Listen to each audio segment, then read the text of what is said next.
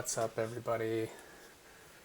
Welcome to another season of the Terra Mystica Tuesday League. Super excited to finally have TMTL back. And we're back with the turn-based streams. It's been a while since I've done turn-based streams, but we've got a league. It's very competitive. Div 1 this season is myself, Red Alert 39, George Shortwell, Barnawall, and Mellison, so some of our old cast of characters. I was actually looking back at the video from the first series of turn-based stream league, and Barnawall and Mellison were also in that league, so we're all back. I've won this a couple times. Barnawall's won it at least once, so it should be a really fun season. All the games have started, so we're going to do what we typically do in episode 1, which is just sort of preview the games, go over what they look like. But today, we get to do something new and cool and different because for the first time, the turn-based league is employing the fast auction, which for turn-based games in general is an absolute godsend. If you are not already using fast auction for all of your turn-based games, I would highly recommend doing it. I think for live games the jury is kind of still out because the time implementation is pretty fast, but for turn-based games it's an absolute no-brainer. And I also know that it's still a relatively new function and some people are still getting used to it, so I also want to use today's stream as a bit of an overview of fast auction in general. We have 3 of the games are ready for me to input my values, so we can have 3 live examples on the vid today, and I'm going to put this on YouTube afterwards so people can use it as reference points, and hopefully we can talk about and clarify some of the mechanics and how it works at the same time while we evaluate this new set of games. So that's going to be the plan for today. And we can dive right in with this first game that I've already got on the screen. And as in past seasons of TMTL, each player gets a home game where they get to choose the settings that they want for that game. So this game is on revised base map. Barnawall is a crazy man and decided he wanted to play on revised base map. I have no idea why, but that's what we're doing. We also have Fire and Ice extra scoring on, so this is Sanctuary Stronghold Distance extra scoring, which is a super interesting one. We do not have Fire and Ice factions, but we do have landscapes. So we keep all of that in mind as we talk about this factions and this setup with this game. And so, I think a couple other things to note are the pass tiles. We are missing the 6 coin pass tile. We are missing the spade pass tile, so it's a bit of a low coin game. We're also missing ship scoring. And then, which is not so good for a couple of the factions that are in this, and very good for a couple of the other factions that are in this, as we'll get to in just a second. And then as far as the track goes, I would say it's a lower but not super low scoring track with starting with TP's round 2 spade event is not super great. Round 6 big building, not so great. Round 5 temple, so definitely the lower scoring, but the round 4 towns is pretty nice. Most factions, if they focus, can get at least 2 towns. No, not at 2 towns, not 3, but 2 towns in round 4. So it's an okay scoring track. There are some coins on the track to make up for the lack of coins on the pass tiles. And then so we've got the 4 factions that have been chosen are Fakirs, Mermaids, Dwarves, and Alchemists. So this is interesting because Alchemists and Mermaids are probably the 2 factions that love the ship scoring pass tile the most, and Dwarves and Fakirs, obviously because they can't use it, are the 2 that like it the least. So they're very happy that it's gone. Mermaids and Alchemists are very sad. But otherwise, I actually think this is not a terrible setup for any of these factions. If you think about the setup here, Alchemists, this map is not so great for black, but low coins is obviously good for them. And we do have at least 3 of the scoring tiles in, but a low scoring track is also not so good for Alchemists. So overall, I would say Alchemists are probably going to be one of my lower bid factions in this game. Dwarves typically do pretty well in low scoring setups because they have some inherent scoring with their tunneling. There's also lots of workers on the pass tiles, which are typically the dwarves' biggest issue. So I think dwarves are pretty well set up. They also have no color neighbors. This is our very traditional yellow, blue, gray, black setup. It's a little different on revised base than it is on regular base, but a lot of the same dynamics come into play. Mermaids, revised base is an amazing map for blue. We have lots of data that shows this, so they're going to get a boost just from that. But otherwise, I would say the setup is not so great for mermaids. There's not a lot of coins, which mermaids like. There's no ship scoring tile, which mermaids like. And there's not a lot of points on the track for another faction that doesn't have any inherent scoring. So I'd say maybe not so great for mermaids. And then Fakirs, revised base is way better for Fakirs than base map, which is by far their worst map. But they're still Fakirs, but landscapes are on, which is hugely, hugely important for Fakirs with coins. Yes, Ghostly just mentioned it. And what's up, Ghostly? Good to see you. We're back for another season. Fakirs struggle with coins frequently, but the landscape solves that problem significantly. So I think Fakirs are also in pretty good shape here. They also have inherent scoring similar to the dwarves. They're okay with the low scoring track.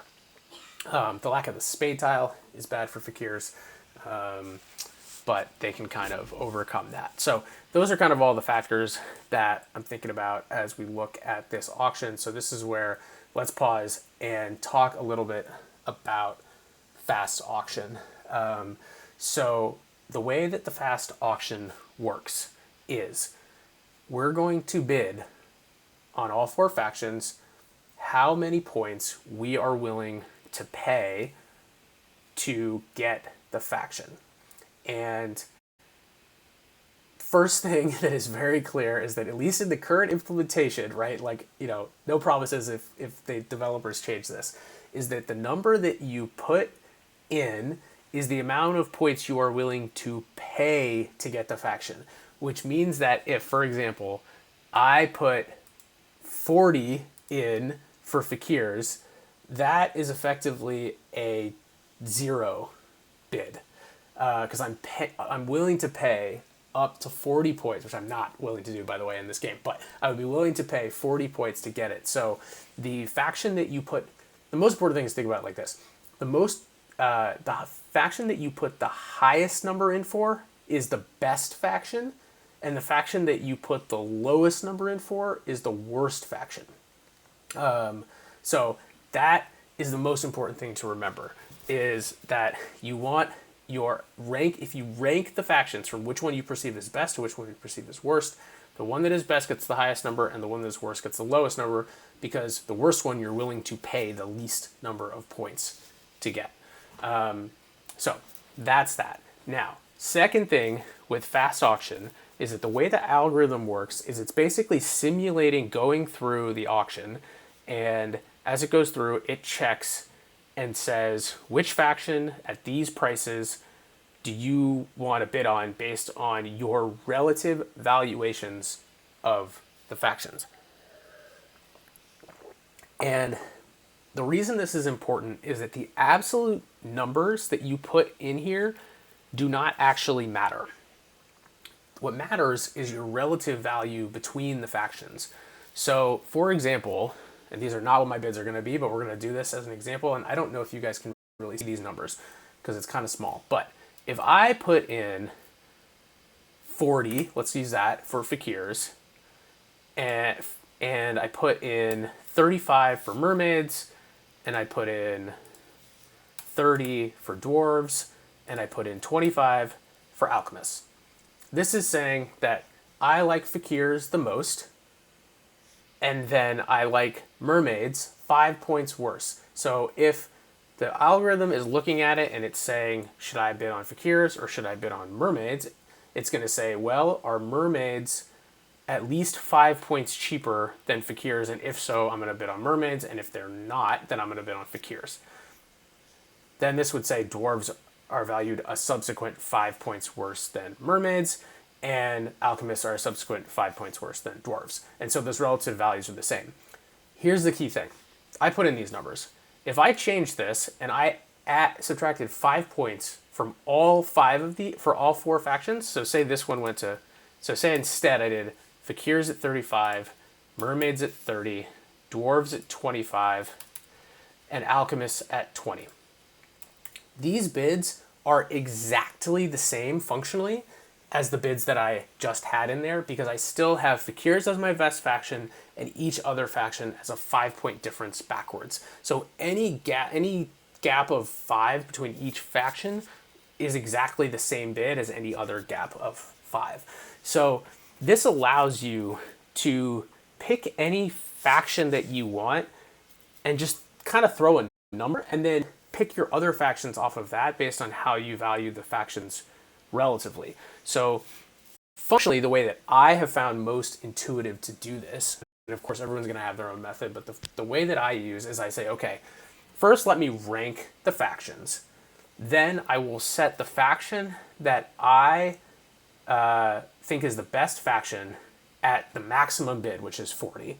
So I set that faction to 40, and then I say, okay, how much worse do I think the second best faction is than the best faction? Enter that number. How much worse do I think third is than second? Enter that number, and fourth, and that's how I get my bids. And usually that means most of the time my lowest bid faction will still be some number that is higher than 0, and that's fine. And it's never going to, bid me all the way down. The most I would actually end up from a starting victory point value when the game starts is the difference between that fourth faction and 40. But functionally, I find it easier to do my valuations off of the best factions rather than the worst faction. The other way you can do it is you could say rank order the factions, and you say, okay, which one is worst? Set that one at 0, and then how much better is the third one than the fourth one? Add that number. How much better is the second one than the third one? Add that number and the first one. And that will get you to a set of valuations that has your worst faction being 0. But again, numerically it's the same, and I find it easier to think of first what's the best faction rather than first what's the worst faction, but you can do it either way. So now that we've got that covered, and I hope that was helpful, and I'll continue to reiterate this as we go through all the games, let's talk about these factions in this setup. So we kind of went over the factors already.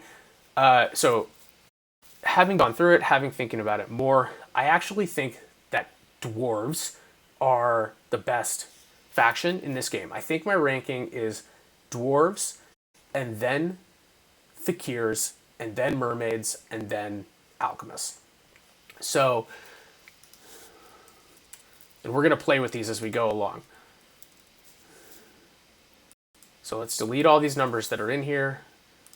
So I think dwarves are the best. And the reason I think dwarves are the best is I think gray on base map, and revised base is pretty similar, is very good with no color neighbors. They have, a really nice stretch for a town over here in the east. They have a really nice stretch for here in the center. They have a bunch of 1-hops, and particularly on revised base, they actually get more direct 1-hops for their tunneling.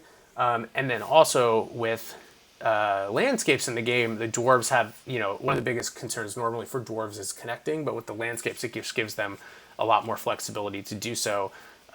They can, basically lose one of this gray chain and still connect.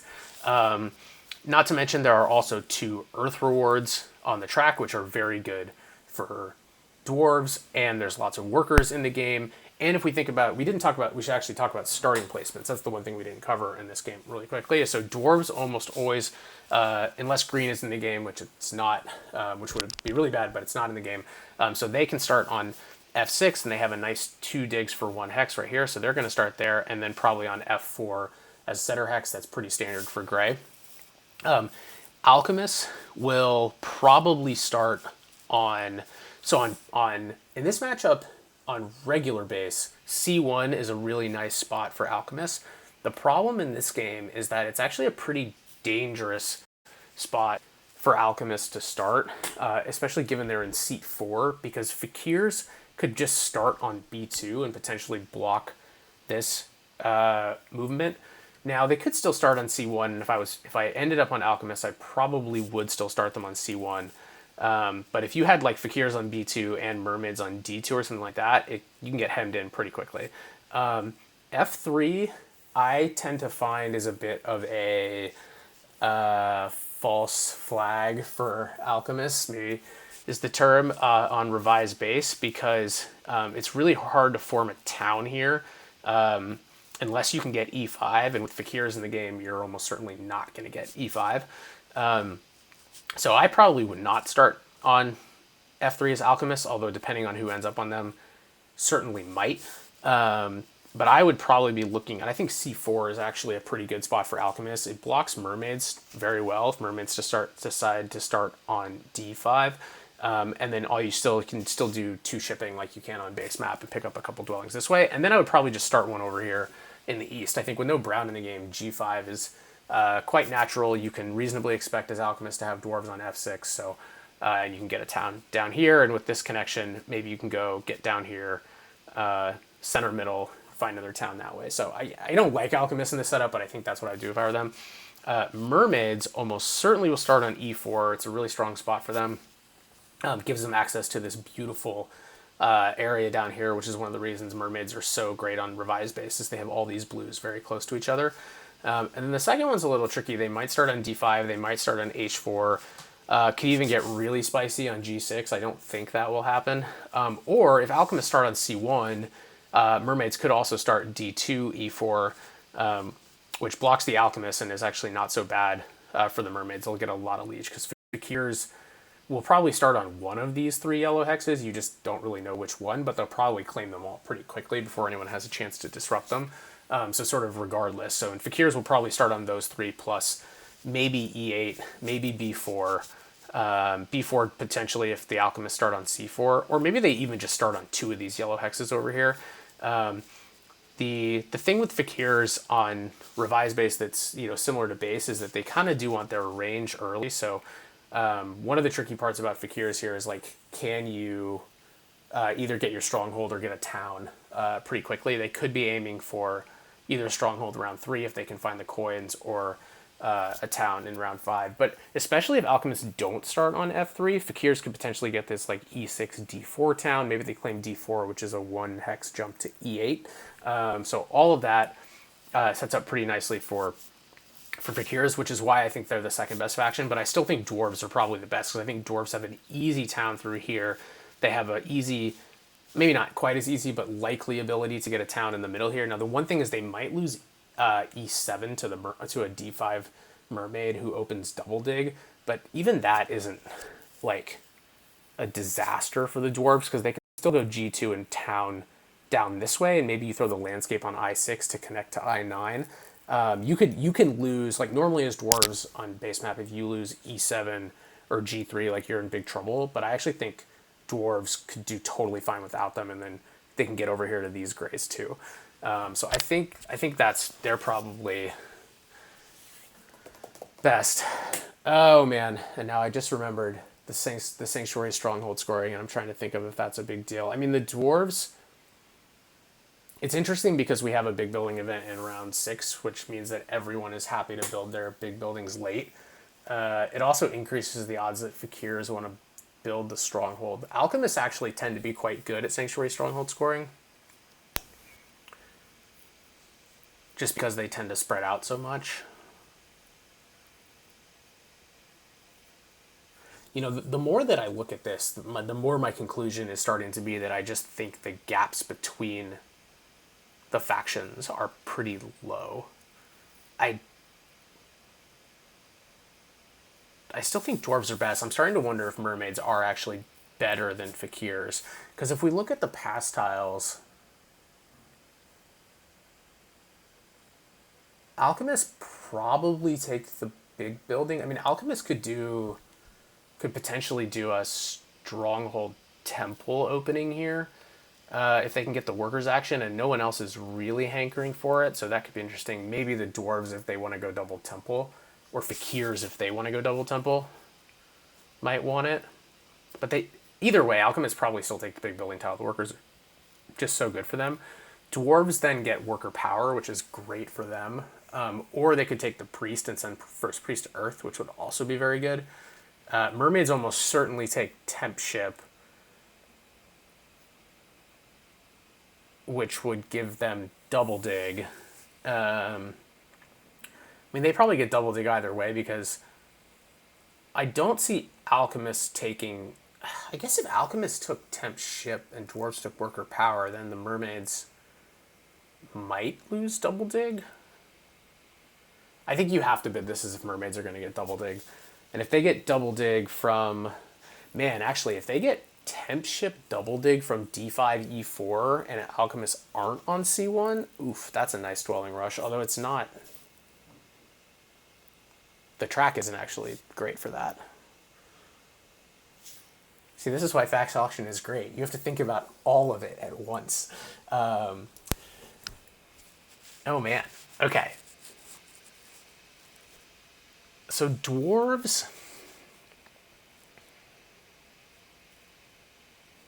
the thing with dwarves is dwarves can just open temple for earth 2 and single dig E9 and build D7. It's just like so easy and not blockable, and they're gonna get leech, maybe even enough to get double dig in round 2. Like, it's just a pretty straightforward opening. And I feel like there's a lot of value in that. And fakirs, by the way, are probably ending up with the priest here. Although if the alchemists don't take big building, then fakirs can end up with big building, in which case they could open double temple and would be perfectly happy. The priest here is pretty sick for fakirs because they can send it to air.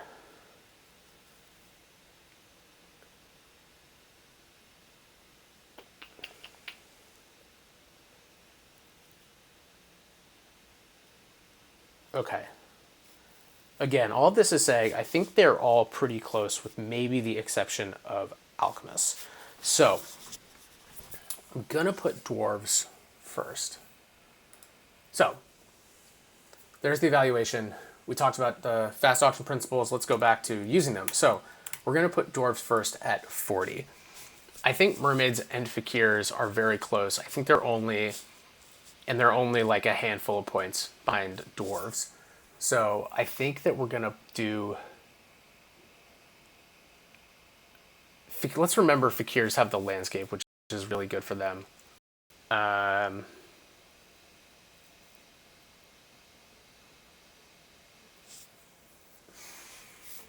going to have a hard time deciding between fakirs and mermaids here, which means maybe I should just put them at the same value, right? So I think they're probably both like, I don't know, 2 or 3 points worse than dwarves. Like, I don't think it's that big of a gap.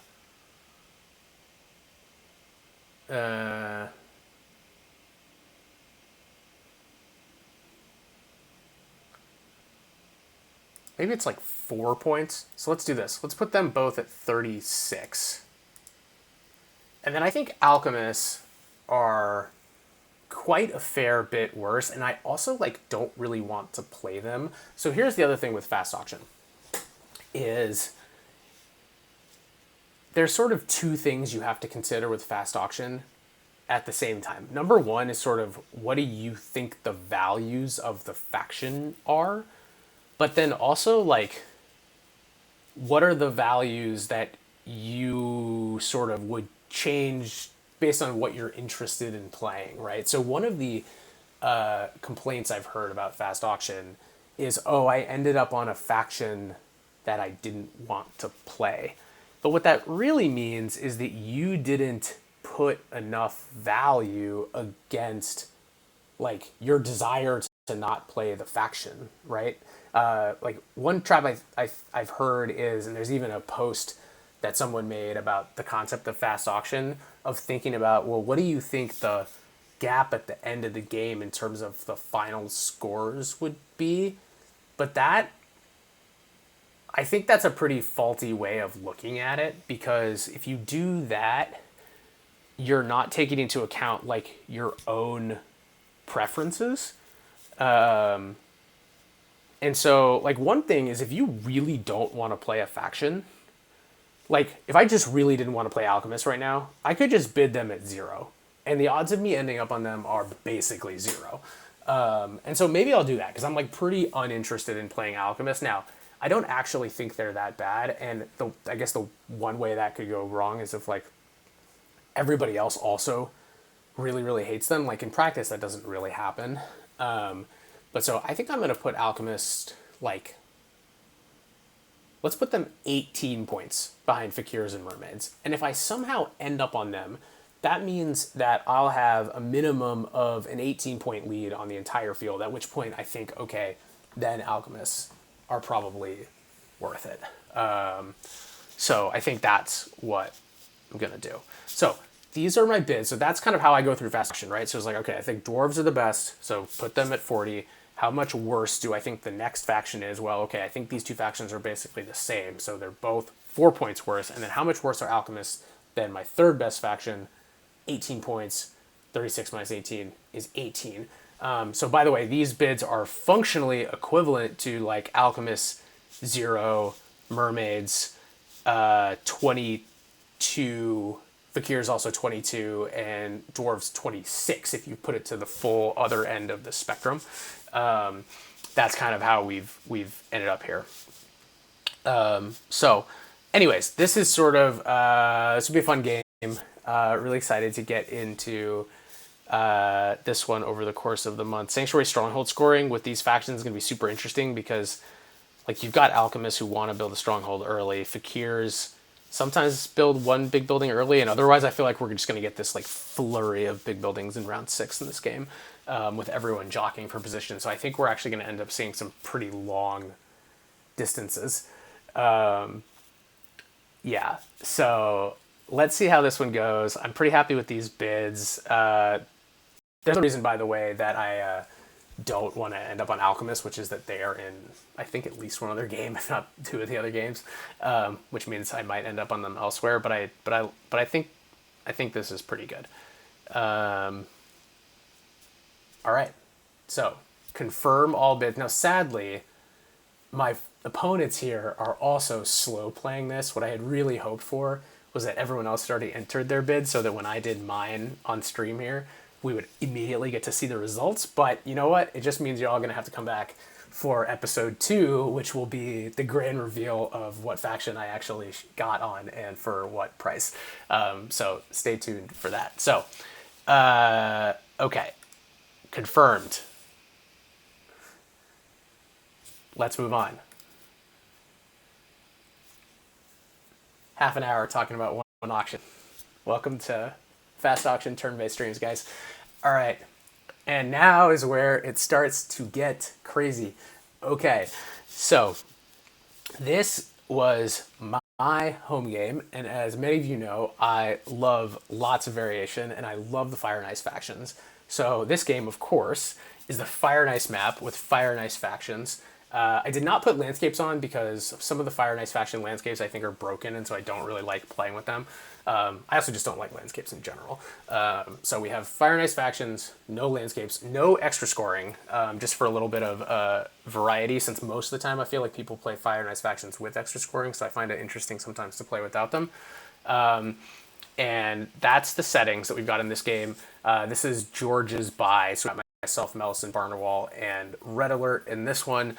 And a pretty, again, like medium track, I would say, more high scoring than the last one, but not super high scoring. We've got these concentrated dwelling events in round 3 and 4, which I always find to be an interesting dynamic, because you've got this like desire to kind of not go too big in the first couple rounds, but also how you do your economy, and then can you position yourself to expand really well in the mid game, and then you finish everything out in the last couple rounds. We also have, again, round 6 big buildings, which is going to depress scoring a little bit, but otherwise a reasonably high scoring track.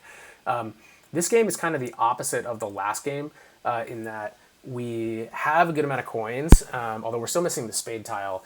But we're also a little low on workers because we don't have the big building tile, which is actually super interesting in a game where we have giants and dragon lords who both really like that tile. The dragon lords because they're always short on workers, and the giants because they build their stronghold in round one. So that'll be an interesting dynamic that kind of hurts both of those factions. Ice Maidens are the faction that I threw in this game, partially because, as everybody knows, I really love Ice Maidens. They're just so fun to play.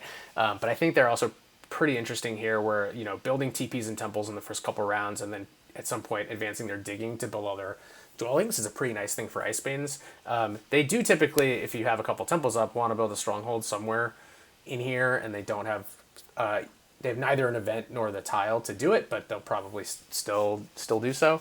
And then obviously witches got put in first. Witches are amazing on this map, especially with no color neighbors like they got here. Well, I guess Dragon Lords start on blue, so that's like sort of a color neighbor.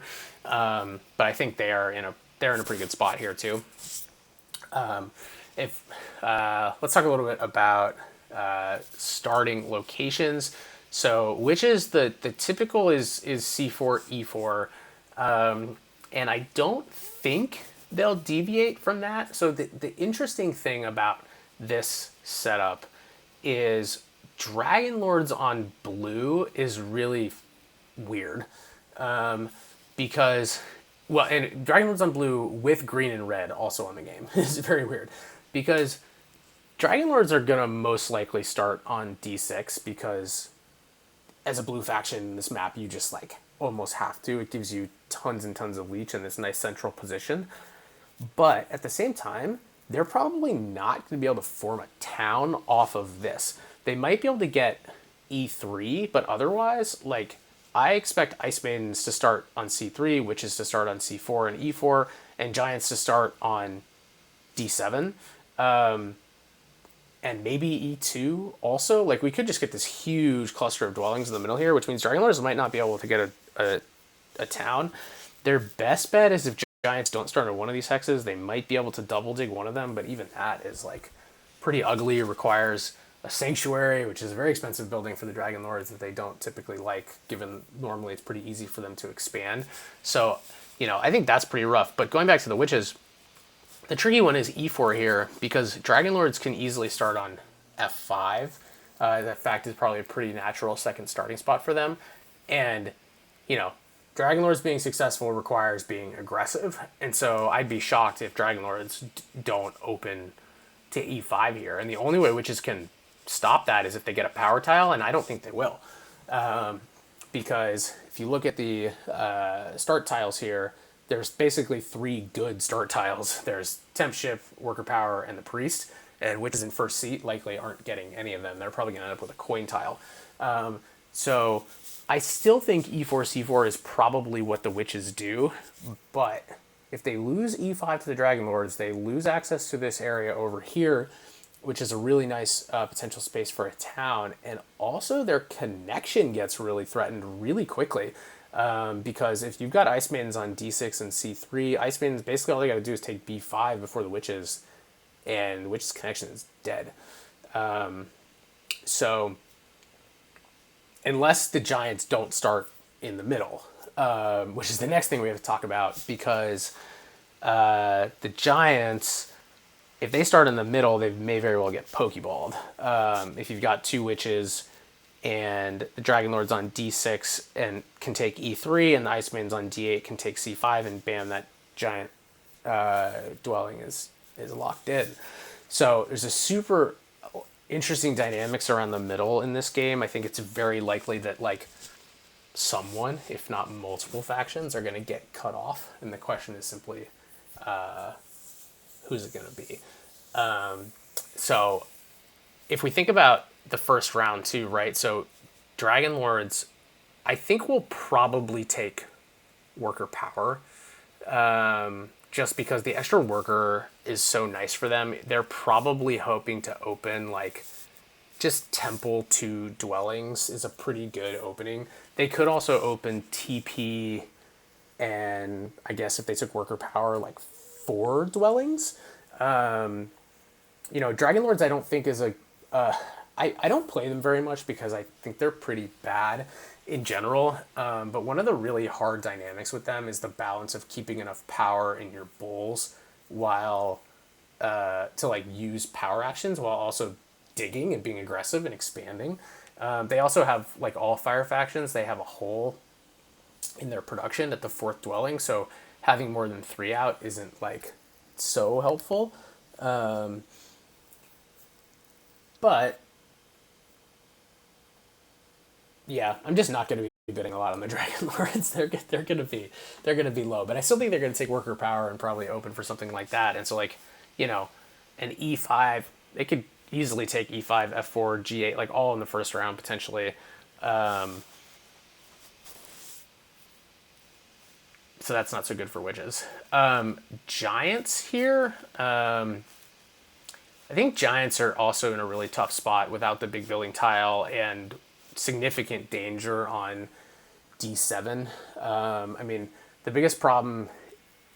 So the way this goes well for giants is if Dragon Lords for some reason don't take E3, and they start in the middle. I think the better play as giants, and this is probably what I would do, is if I ended up on giants, is I would start on E2, upgrade to my stronghold. It's probably E2 G7, especially if you think Dragon Lords are going to be on F5 here. And if the Dragon Lords don't take E3, then dig it and try to get into the middle there.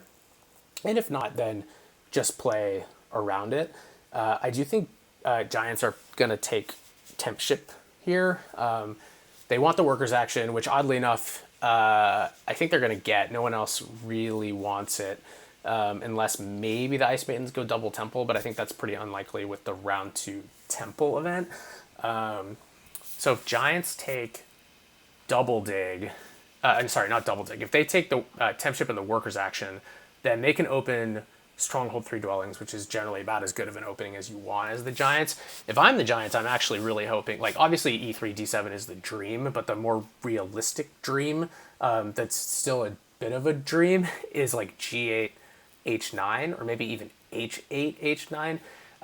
Just to think about the Dragon Lords is literally they can just cut you off. Like if I'm being the Dragon Lords, you have to be nasty. I'm probably like E5 G8 and either E3 or like F4 all just dug out on round 1. It's just like, nope, you're not giants having any of that. But either way, I mean, I think that makes both of these factions kind of bad in this setup, right? Like you have one that's sort of obligated to play aggressive against the other, and then the other one is kind of, super variable based on whether or not the person attacks them. Like that's just not a setup you really want to be in. Witches, I think, are really good here in general. They're probably going to end up on coins, and this is actually a game where, as witches, I would probably be pretty interested in opening stronghold, even though it's not, there's no stronghold tile in the game. I just think that, getting out and securing these hexes is going to be really important for them, and especially with the round 2 temple event. If you can build stronghold round 1, temple round 2, use those free dwellings and flights, I think you're going to be in pretty good shape. Again, though, the big issue is, if you lose E5, your connection might be in trouble. And I do think witches without significant network points are going to have a hard time. Because giants and Dragon Lords can both get pretty decent networks. But if you just open Stronghold and use a flight to fly to like F3 or maybe G6, and then in the following round, F3 or maybe D3, like you can still expand. There's still places for you to go, even if you lose D9, and maybe you try to like sneak B5, or, the way it goes really well for witches is if giants don't start on D7 and witches are able to get it with a double dig in either round 1 or round 2. And if they get that, then okay, like I love their game all of a sudden. Because then they actually can still connect A6 to D9 this way, even without E5. You could basically once you have A6, you can fly to D9 and build out something over here where you're definitely going to have some neighbors, or you can just focus over here in the west. So I think witches are the second best faction in this game after, of course, the Ice Maidens, who we have to talk about here now. And so why do I think the Ice Maidens are in a really good spot here? Well, number one, they're going to get a bonus tile that they like. I think most likely it's the priest. There's maybe some off chance that they end up with one of the power tiles. But even with the priest, I think there's a pretty good chance that they end up with double dig if they take Air 2 as their favor and get that 4 extra power. Because I mean, Giants and Dragon Lords just like don't really want double dig, and if Witches don't have a power tile, they're at 5/7. I just don't see them beating the Ice Maidens to. The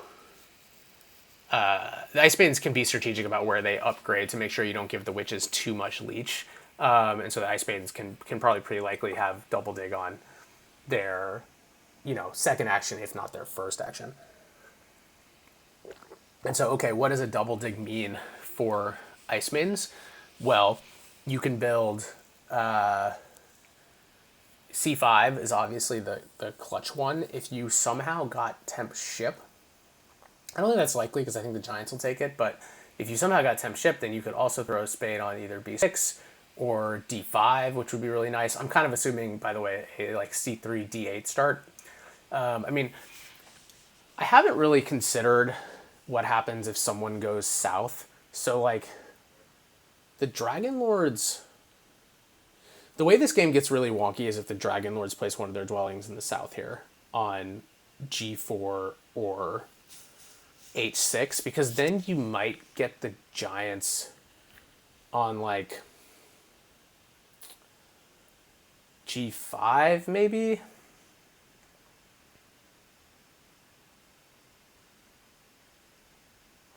Maybe I should be thinking about this more. I feel like F5... What's funny is if the Dragon Lords don't start on F5, then I love the Witches. Like, really love the Witches.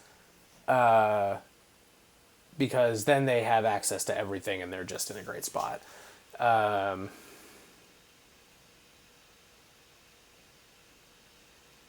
But also, if Dragon Lords start down here, Ice Maidens could start on H4 and be in also a great spot for double dig.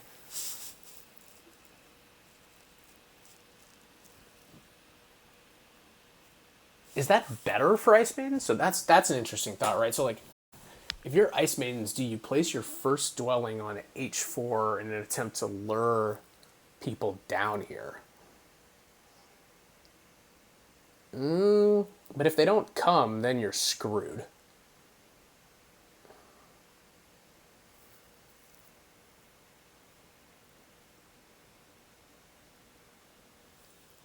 This is a complicated one, guys.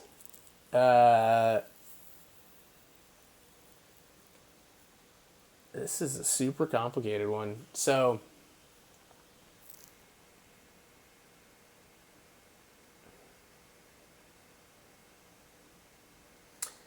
if you get double dig as the Ice Maidens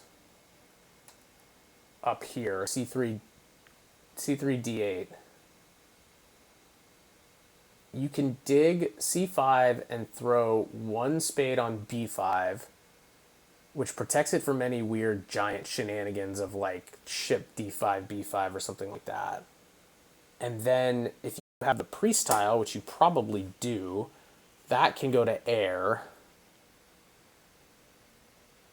And you get that spade and you turn it ice and then it's secured. And then you've got a nice town spot growing here, as well as this one with a bridge, and you're connected. So like that all feels pretty good for the Ice Maidens. Build another temple in round 2, and then advance your digging. First temple is probably Earth 2.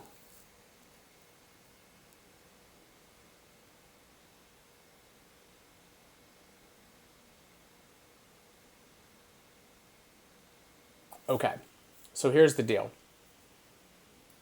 We have to figure out what to bid. Dragon Lords are the worst, to me, by quite a bit.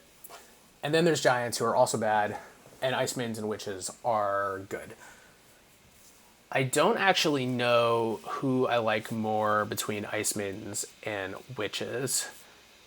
I feel like Witches have higher upside, because if Dragon Lords don't take E5 and or the witches are able to get D7, then amazing for the witches. I guess that's the other thing with Ice Maidens is you could just double dig D7 to block it from the witches if the giants aren't there. I feel like Ice Maidens have a bit of a higher floor though, because they have fewer ways that they get like completely screwed out the gate, and they're probably getting double dig in round 1, which is good. So those are the factors.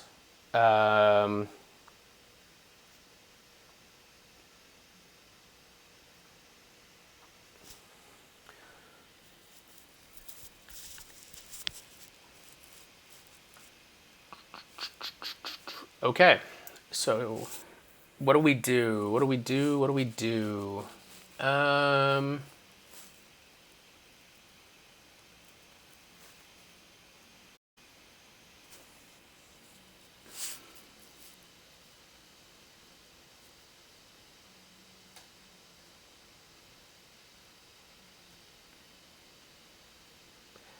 think I would just like rather play Ice Maidens if it's at a reasonable price. So let's set Ice Maidens as my top faction. But we're only going to set witches like a couple points behind them. I don't think I'm going to end up on witches doing this because I think at least one person is going to value witches more than Ice Maidens.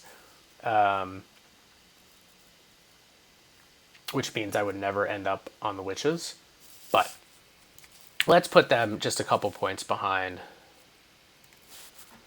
And then we're going to do an enormously giant gap. See what I did there? And we're going to put these guys at... what? 20 points behind the witches? Let's put them at 17 points behind the witches. I don't know. That seems fair. And then Dragon Lords, I think, are another probably 5 points, 6 points behind the Giants. So there we go. Same principles of fast auction. Pick your best faction, set it at 40, and then go backwards from there. And we'll see what happens. Ugh. Am I going to end up on the Giants? I feel like there's some, like, I have this odd feeling at these bids that I'm going to end up on the Giants. I'm going to push these guys back. So here's another important thing for fast auction, actually. So say you've entered some bids and like as your baseline, and then you're thinking, do I need to adjust these? It is very important that when you adjust your bids, that you also adjust the bids of the other factions to maintain the relative gaps that you want to maintain. Because otherwise, if you just move one, you are decreasing its value relative to the faction that's closest to it, but increasing its value relative to the other one. So I've decided a 17-point gap is not a big enough gap between the witches and the Giants because I really don't want to play the Giants. So we're going to update this to 23 points. So instead we're going to make this, I can't do math, 15. So now they are 23 points behind the witches. But look, if I only move the Giants, all of a sudden now it's saying Giants and Dragon Lords are the same value, which I don't want. I still believe the Dragon Lords are 6 points worse than the Giants. So I now got to move these guys down to 9.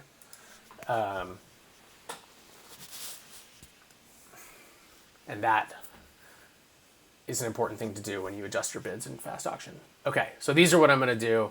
And if I get Giants at this big of a price relative to Witches and Ice Maidens, then I will take it. But a lot of this is building in me paying or being extra safe, putting in a few extra points than what I think the true value is because I don't want to play the faction. I will be very happy if I end up on Witches or Ice Maidens. I will probably end up on Ice Maidens. That's my prediction here at these values. And that's totally fine. So,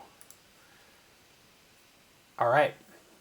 We have one game left to go through today, and then I will show the fourth game. We just haven't picked all the factions yet, so we won't have the fast auction for that one on stream.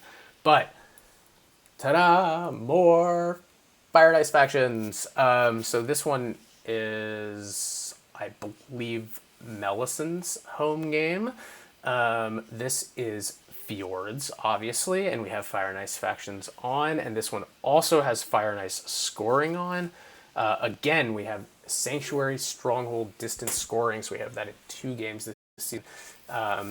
And then finally, we've got landscapes off again, so at least we don't have, again, broken Fire and Ice faction landscapes.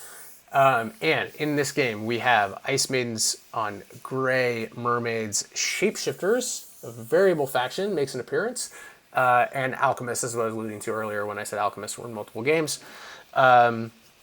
So another interesting set, we actually have the same color set as we did in the first game, gray, blue, yellow, black, which is a pretty common color wheel.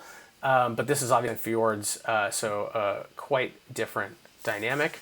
As far as the track goes, this one is maybe a little bit higher scoring. Have a nice dwelling opening, and we do have a couple factions here, particularly the Mermaids, that might be interested in a dwelling rush, so we can get to talk to that in a second. Again, this round 2 spade event keeps popping up.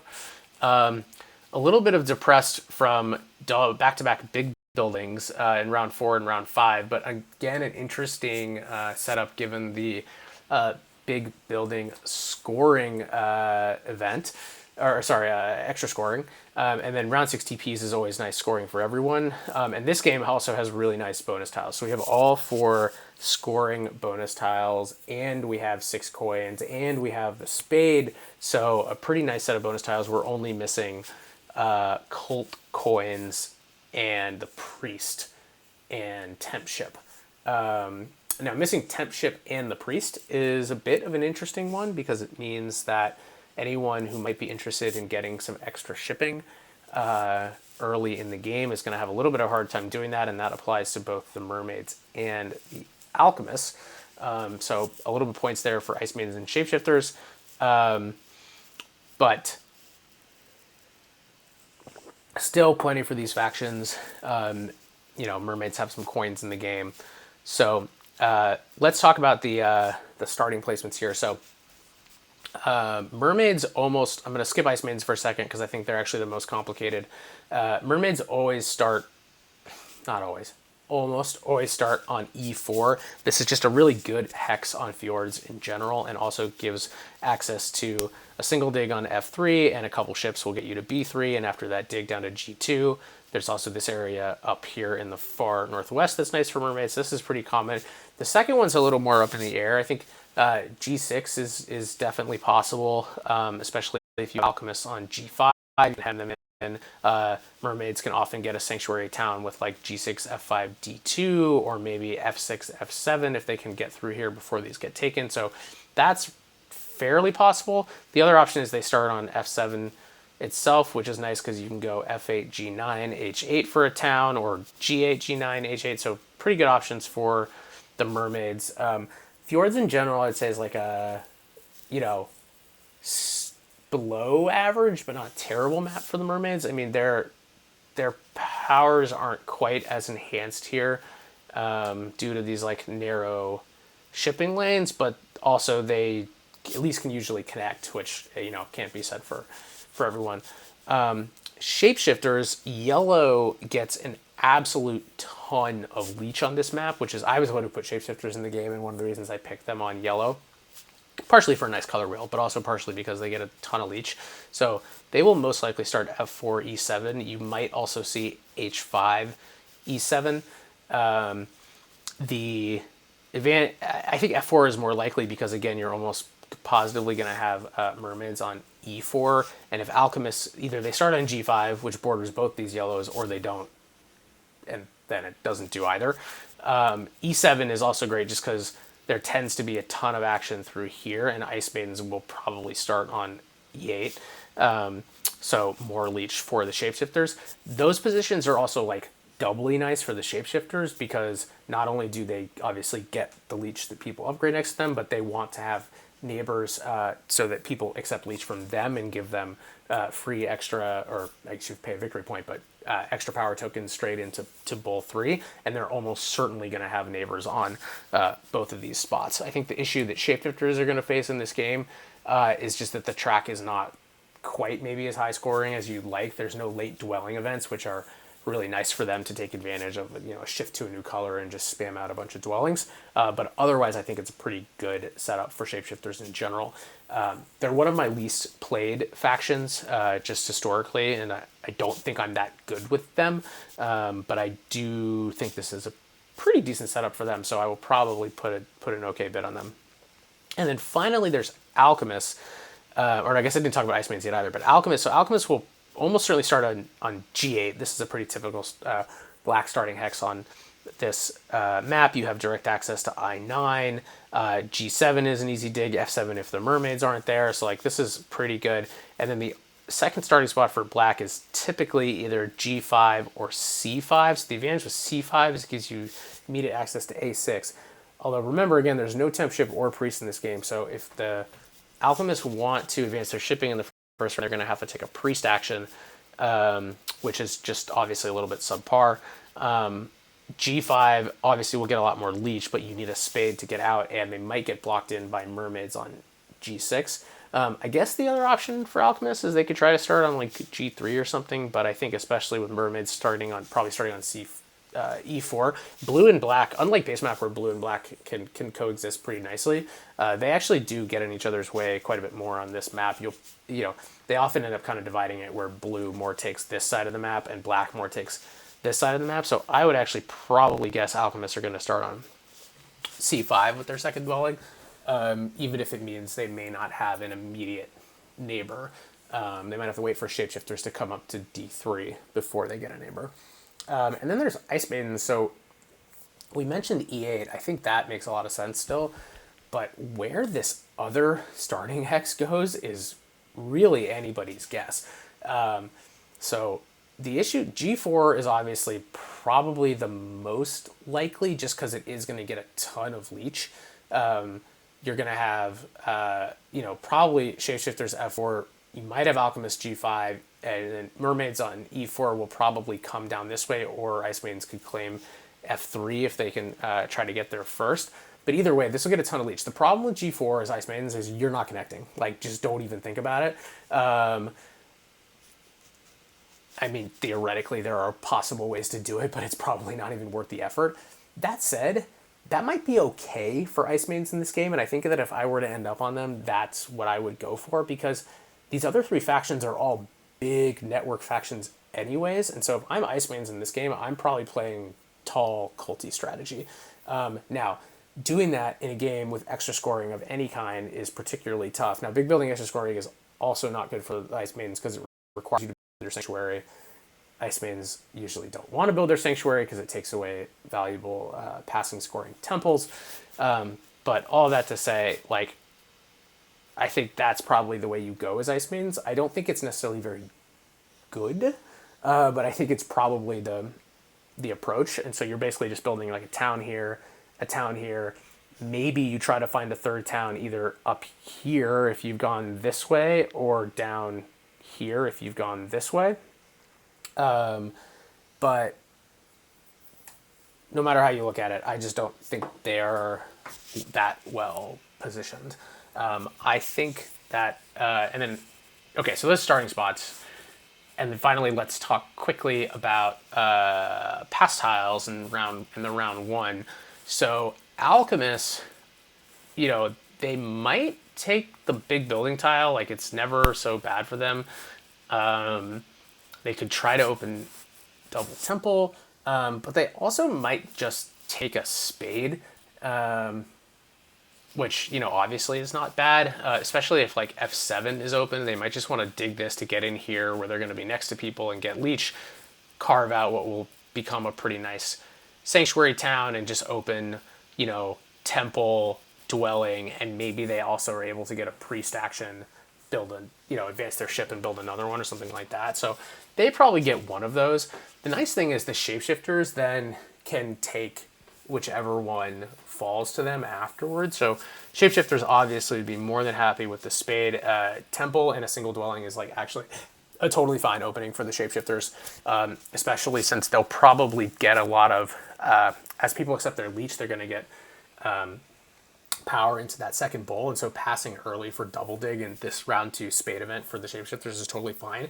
The other option is if they get the big building, we could totally see stronghold opening shapeshifters here, and then they do one shift, and if they do that, the shapeshifters, in a weird quirk, their stronghold only costs 3 workers, but they still start with the normal 6, so if they get the big building tile and have 8, that means they can go stronghold plus 3 new dwellings and stronghold 4 dwellings, and that is something that is probably quite possible in this setup.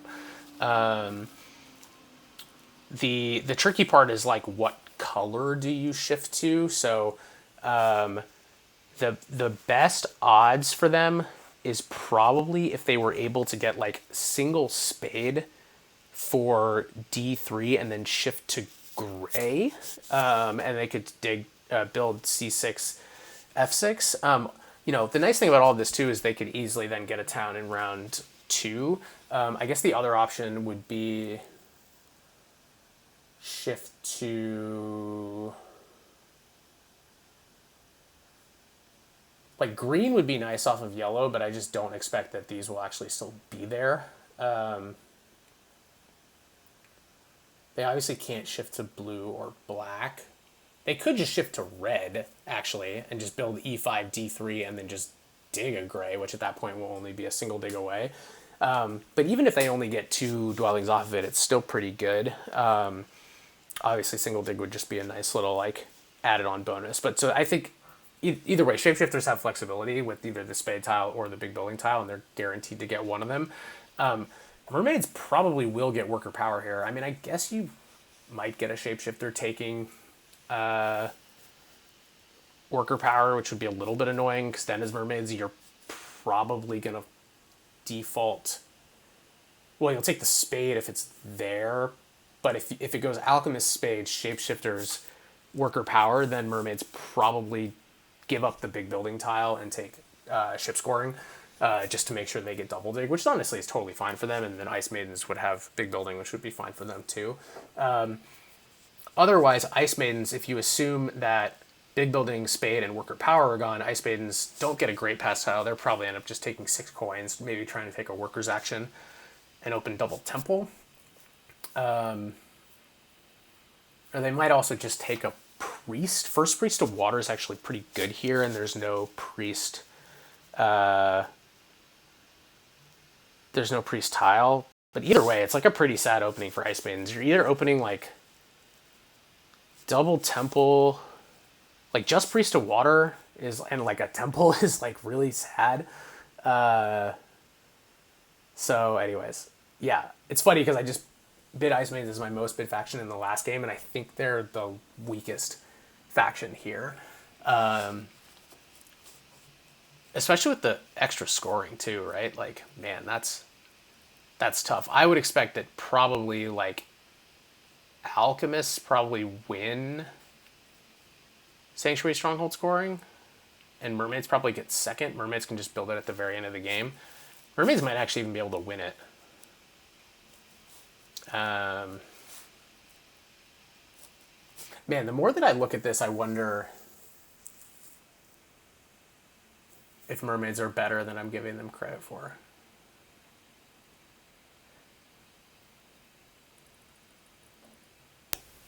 Okay, so I think mermaids might be the best faction here. We could actually totally get water 2 mermaids on this too. Usually I'm a big fire 1 person with mermaids, but if they get double dig and water 2, because neither shapeshifters nor alchemists are typically particularly culty. Ice maidens are, but if mermaids can like kind of compete on the cults And I mean, the thing is, you usually have to like sort of choose between advancing your shipping early or going culty as mermaids, but advancing shipping is not nearly as good on Fjord. It's more about spades. Um,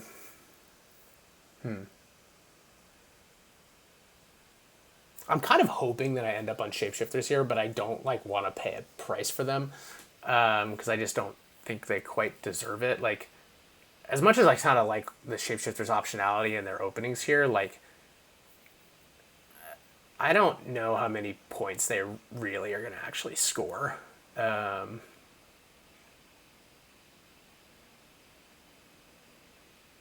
So I think I'm going to bid the most on the mermaids.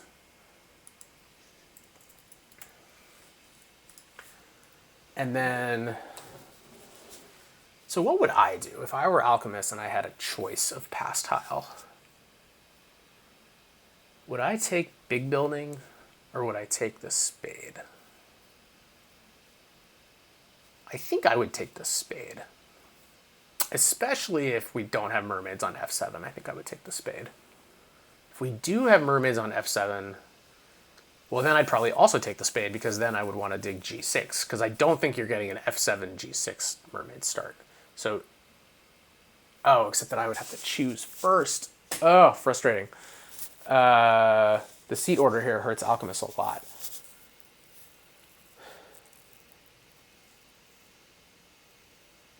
So I guess maybe you would just dig g7 with that spade if f7's not available. Actually, that's interesting because if the mermaids are on f7,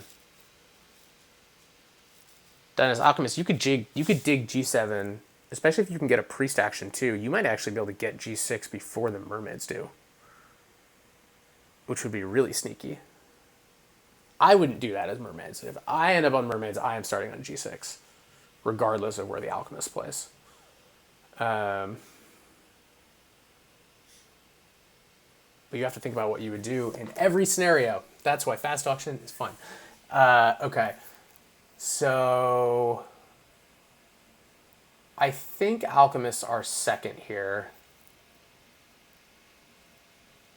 Or do I want to put shapeshifters? No, I think because of with the Sanctuary Stronghold extra scoring, I think I got to put Alchemists second.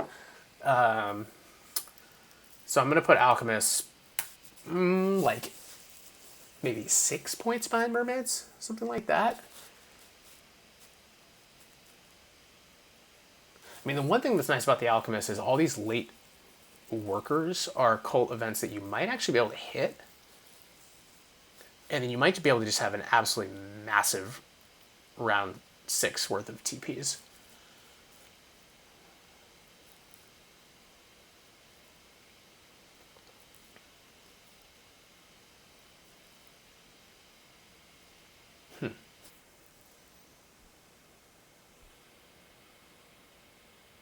Okay, I think it's like 6 points.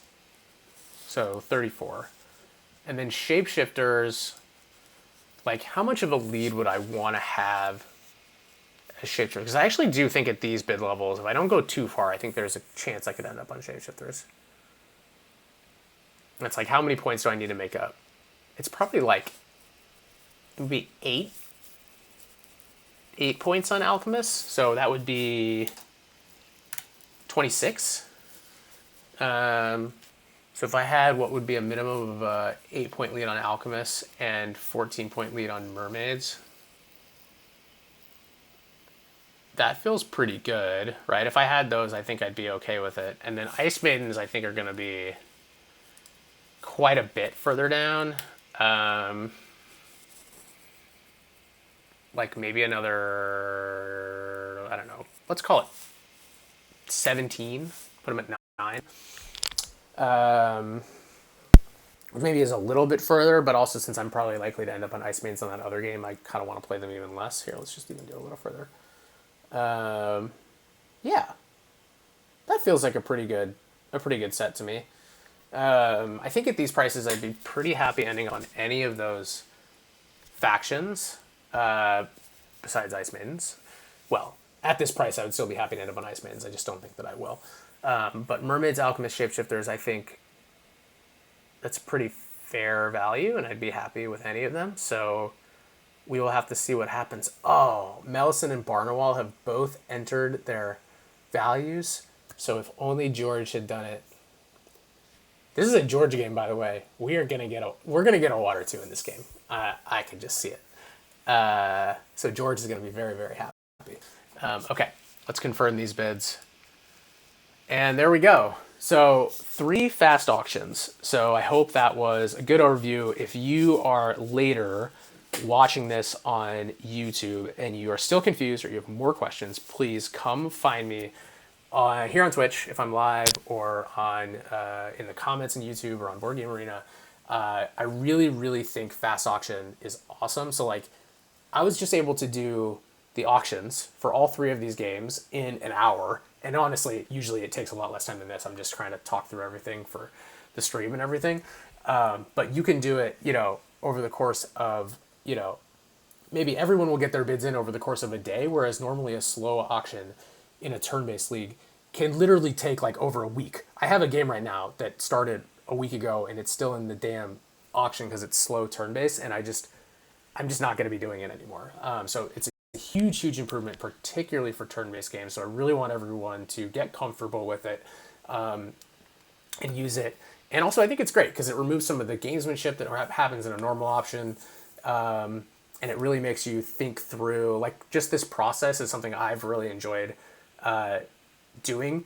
And I kind of do it in a slow auction too, but I think sitting through and thinking, okay, what are all the different factions? What are all they going to do? Here's how the game's going to go. What does that mean about their value? And then coming to sort of put that whole soup together in your brain and like put some numbers behind it. I really like that process. I think it's a fun addition to the game. So I hope you enjoyed it. I hope this is helpful. And obviously I'm very excited for this season. The rest of these streams will focus on whatever faction I actually end up on. We will talk about that mostly, and we will go forward. I'll do these as frequently as there are significant updates in the games and I have availability. The next one, we will obviously reveal the results of all the auctions. Oh, here, let's show the 4th game, by the way, before I go. So the last game, as I mentioned, it just got kicked off a little bit late, and so does not have all the factions yet. But we can run through the setup real quick. So we've only had 1 faction thrown in, which is the Fakirs. But this one is Fire and Ice map, no landscapes, no Fire and Ice factions. But there is Fire and Ice scoring, and this time it is clusters. We had Fakirs thrown in, which are great on clusters. Pass tiles, not as good for Fakirs because you've got both of these shipping tiles in. And no landscapes in a low coin game. So that'll be an interesting one to look at. So we'll talk more about this game next time when I come back and have a faction. But should be an interesting one as well. Cluster scoring is always super wonky. But until we have more factions, it's a little bit hard to discuss further. But yes, come back next time for the reveals, probably in no more than a couple days, because it'll go pretty quickly, and then we'll go through every few days, give an update of where we're at, and that'll be another season of TMTL Turn-Based League. This is one of my favorite things that happens every however many months that it happens. They're super high quality games, really competitive. Everyone here is like, actually my elo dropped and I'm down below 600, but I think everyone else is above 600 elo, all really good players.